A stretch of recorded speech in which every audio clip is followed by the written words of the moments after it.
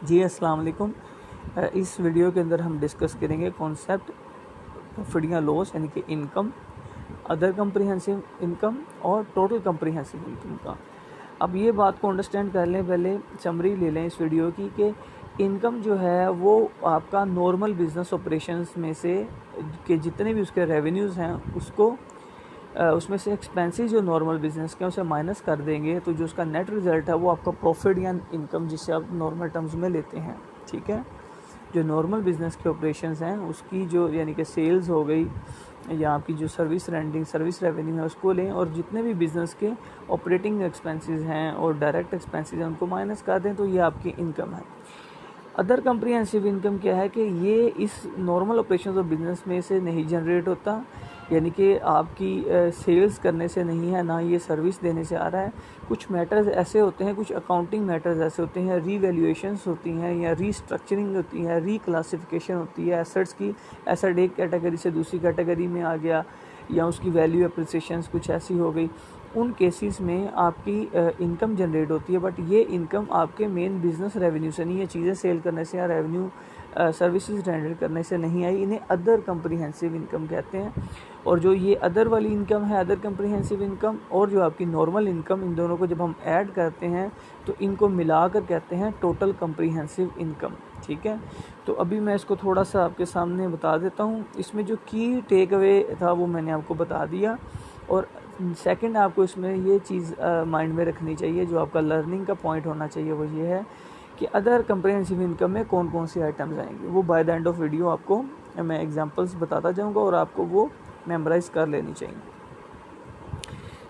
पहली तो बात है कि अदर कम्प्रीहेंसिव इनकम जो है ये स्मॉल बिजनेसेस में आपको देखने को नहीं मिलेगी, बहुत इनफ्रीक्वेंट आइटम है और ये आपको बड़ी ऑर्गेनाइजेशंस में ही नज़र आएंगी। ठीक है, तो पहली यही वजह है कि ज़्यादा स्टूडेंट्स को अदर कम्प्रीहेंसिव इनकम का अंदाज़ा ठीक से कॉन्सेप्ट नहीं होता, क्योंकि ज़्यादातर उन्होंने इससे डील नहीं किया होता। ठीक है, क्योंकि ये बहुत इनफ्रीक्वेंटली अकर करता है, कम आता है।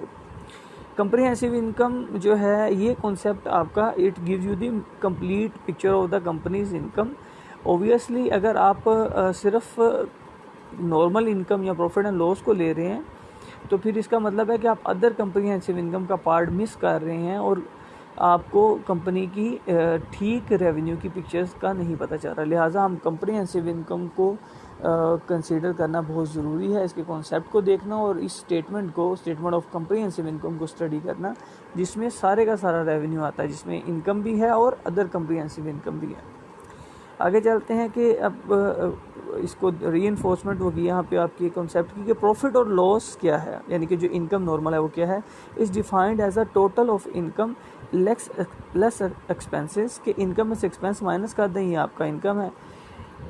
Excluding the components of other comprehensive income, इसमें अदर कम्प्रीहेंसिव इनकम नहीं आता, यानी कि जो आप नेट प्रॉफिट नॉर्मली अंडरस्टैंड कर रहे होते हैं उसमें ये वो सारी की सारी इनकम नहीं होती, वो नॉर्मल ऑपरेशंस की इनकम है, उसमें अदर कम्प्रीहेंसिव इनकम के अंदर जो आइटम्स आती हैं वो इंक्लूडेड नहीं होती। अदर कम्प्रीहेंसिव इनकम क्या है? Is defined as comprising the items of income and expenses, इसमें वो इनकम और एक्सपेंसेस की आइटम्स आती हैं इंक्लूडिंग रीक्लासिफिकेशन एडजस्टमेंट्स, जिसमें रीक्लासिफिकेशन एडजस्टमेंट्स भी इंक्लूडेड है। रीक्लासिफिकेशन मैंने बताया था कि कई दफ़ा एसेट को हम एक कैटेगरी से दूसरी कैटेगरी में लेके जाते हैं, टेक्निकल थोड़ी सी वो टर्म्स हैं, फेयर वैल्यू थ्रू प्रॉफिट और loss, fair value through other comprehensive income, वो एक अलग से स्टैंडर्ड है।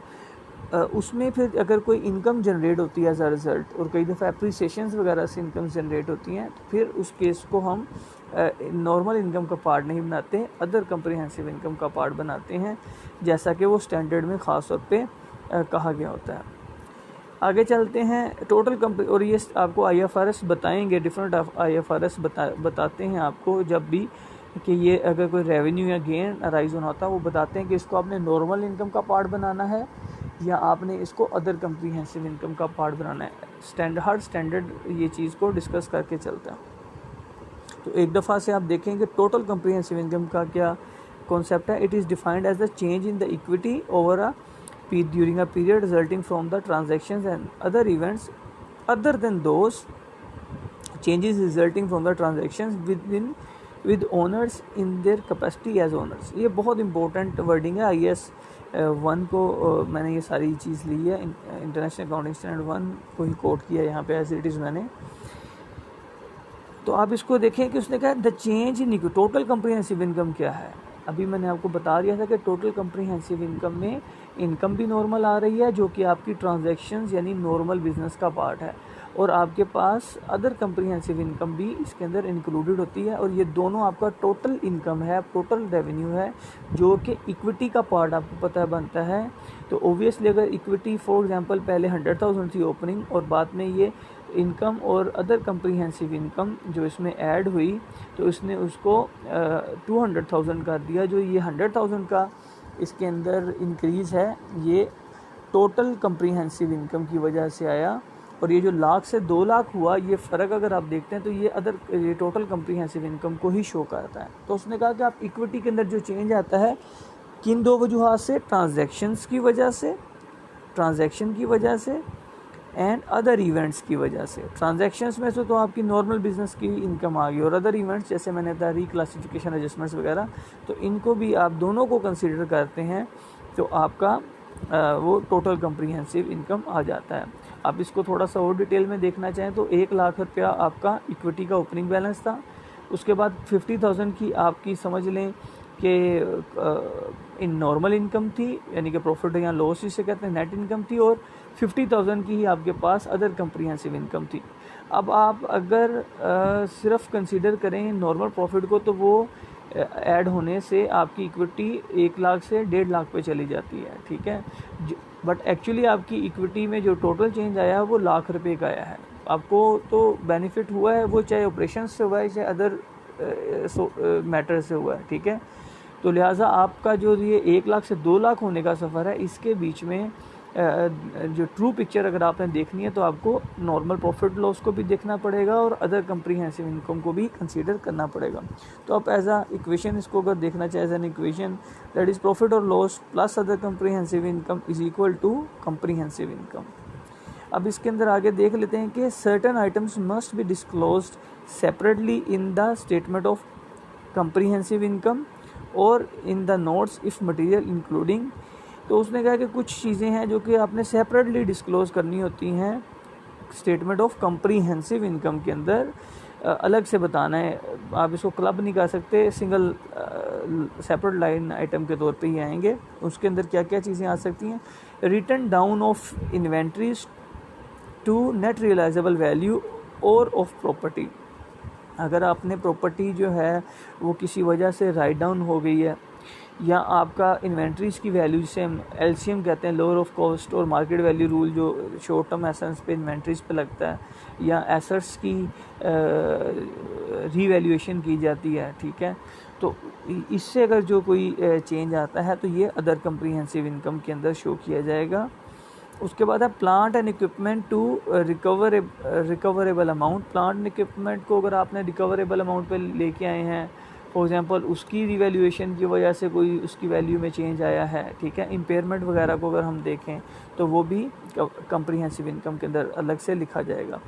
As well as reversals of such written down restructuring of activities of an entity. तो इसके अंदर रीस्ट्रक्चरिंग करने से जो ये भी हमने अभी पीछे रीस्ट्रक्चरिंग का प्लांट को देखा हमने या रिक्लासिफिकेशन की, उसको कई दफ़ा हमें रिवर्स भी करना पड़ता है, रिवर्सल पास करनी पड़ जाती है, वो इफ़ेक्ट रिवर्स हो जाता है, तो फिर उसकी रिवर्सल्स का भी इम्पैक्ट इसी के under consider. Obviously first place में कम्प्रीहेंसिव इनकम में लेके आए थे तो रिवर्सल को भी वहीं पे एडजस्ट करेंगे। लास्ट पॉइंट देखें कि reversal of any provisions for cost of restructuring disposal of items of property. Again वही कि प्रॉपर्टी के डिस्पोजल के ऊपर जो रीस्ट्रक्चरिंग की गई थी उसके कॉन्सेप्ट की भी प्रोविजन वगैरह की रिवर्सल है तो वो भी यहाँ पे कंसीडर की जाएगी। Last plant and equipment disposals of investment discontinued operations litigation settlements and other reversal of provision, ये सारी भी इसमें ही आएंगी, अदर यानी कि कम्प्रीहेंसिव इनकम का पार्ट बनेंगे। उसके बाद है अदर, ये डिसकंटिन्यूड ऑपरेशन होते हैं। कुछ बिजनेस के आपने ऐसे ऑपरेशंस होते हैं जो आपने डिसकंटिन्यू कर दिए होते हैं, तो उसकी अलग से उसकी इनकम को शो किया जा रहा होता है। Other examples of types of changes captured by other comprehensive income include, ये लास्ट में कुछ और देख लें आप, ये भी अदर कम्प्रीहेंसिव इनकम में एग्जांपल्स आती हैं। Gain and losses from derivative instruments, आपने अगर डेरिवेटिव्स में इन्वेस्ट किया हुआ है तो आपको पता है डेरिवेटिव वो सिक्योरिटी होती है जो कि अपनी वैल्यू किसी अंडरलाइन सिक्योरिटी से एक्सट्रैक्ट कर रही होती है, और ये इन्वेस्टमेंट का पार्ट है कि आपने इन्वेस्ट किया हुआ है, तो ये नॉर्मल बिजनेस ऑपरेशन नहीं है। और तो डेरिवेटिव प्रोडक्ट्स पे कोई गेन या लॉस होता है तो वो इसमें आएगा। Unrealised gain and losses from debt securities, कोई डेट सिक्योरिटी आपने होल्ड की है, उसकी वैल्यू में एप्रिसिएशन आ गया या डेप्रिसिएशन आ गया, गेन आ गया या उसमें डी वैल्यू हो गया, बट आपने भी उसको सेल नहीं किया। अनरियलाइज का मतलब आपने सेल नहीं किया, रियलाइज़ नहीं किया, तो जब तक वो अनरियलाइज है उसको आप अदर कम्प्रीहेंसिव इनकम का पार्ट बनाएंगे अगर इनकम होती है तो। पेंशन्स और other retirement plans and gains and losses, pension और जितने भी ये रिटायरमेंट प्लान्स होते हैं, एम्प्लॉय बेनिफिट्स प्लान्स होते हैं, इसके अंदर जितने भी गेन लॉसेस होंगे ये भी नॉर्मल, ऑब्वियसली आपने पेंशन प्लान बना के रखा है, उसमें इन्वेस्ट किया, उससे गेन हो रहा है, that is not the gain of your normal business operation, that is the gain from that comes under other comprehensive income. Foreign currency transactions, जैसे मैंने पहले भी एक्सप्लेन किया था लेक्चर में कि फ़ॉरेन करेंसी ट्रांसलेशन, अगर आपने डिफरेंट, आप मल्टीनेशनल कंपनी है, मुख्तलिफ़ कंट्रीज़ में ऑपरेट कर रहे हैं और मुख्तलिफ़ करेंसीज़ वहाँ की लोकल करेंसी में ऑपरेट करते हैं, dollar, Pakistani rupees, dirhams, Japanese yen, ठीक है, पाउंड्स वगैरह में, आप तो उन करेंसीज़ की जो आप देखते हैं कि करेंसी ट्रांसलेशंस जब की जाती हैं तो उसमें आपको गेन या लॉसेस हो जाते हैं, ठीक है, हर साल, क्योंकि वैल्यू में अप्रिसिएशन, आपको पता है वैल्यू में इंक्रीज डिक्रीज करेंसी में आता रहता है, तो जो वो गेन या लॉस होता है उसको भी आप अदर कम्प्रीहेंसिव इनकम का पार्ट बनाए। ओबियसली ये गेन, आप अगर इसको देखें, ये बिजनेस से गेन या लॉस नहीं हुआ, फ़र्ज़ कर लें सिर्फ डॉलर की वैल्यू बढ़ जाने से आपको गेन हो गया, तो ये अदर कम्प्रीहेंसिव इनकम का पार्ट है। अवेलेबल फॉर सेल सिक्योरिटीज़, जी हेल्ड फॉर सेल सिक्योरिटीज़ की कैटेगरी हम बनाते हैं जिन, और इसमें अगर आपको अनरियलाइज गेन और लॉसेस हो तो ये भी आपका अदर कम्प्रीहेंसिव इनकम में आता है। तो ये आप इसको अगर वाइंड अप करें, कंक्लूड करें, तो आपको बात समझ आती है कि प्रॉफिट या लॉस या नेट इनकम जो है वो नॉर्मल ऑपरेशंस के रेवेन्यू और एक्सपेंसेस का डिफरेंस होता है, रेवेन्यू में से एक्सपेंस माइनस करे वो नेट इनकम है। जो अदर कम्प्रीहेंसिव इनकम है जो कि नॉर्मल बिजनेस ऑपरेशन से हट के किसी वजह से, जैसे अभी आपने देखा फॉरेन करेंसी ट्रांजैक्शंस हैं और आपके पास unrealize gain and losses from debt security, आपने इन्वेस्टमेंट की है, उसके ऊपर गेन या लॉस हो गया आपको जो कि अभी आपने रियलाइज़ नहीं किया, तो ये बिज़नेस का पार्ट नहीं है। ये सारी जो रेवेन्यूज़ इस तरह के हैं, रेवेन्यूज़ तो हैं, इन्हें अदर कम्प्रीहेंसिव इनकम कंसीडर किया जाता है, और बट इनकम है, सो इसको जब ऐड करते हैं नॉर्मल नेट इनकम के अंदर तो इसको कलेक्टिवली हम कहते हैं टोटल कम्प्रीहेंसिव इनकम। होप कि आपको कॉन्सेप्ट क्लियर हो गया। अगर कोई क्वेश्चंस हो तो आप लोग पूछ लीजिएगा।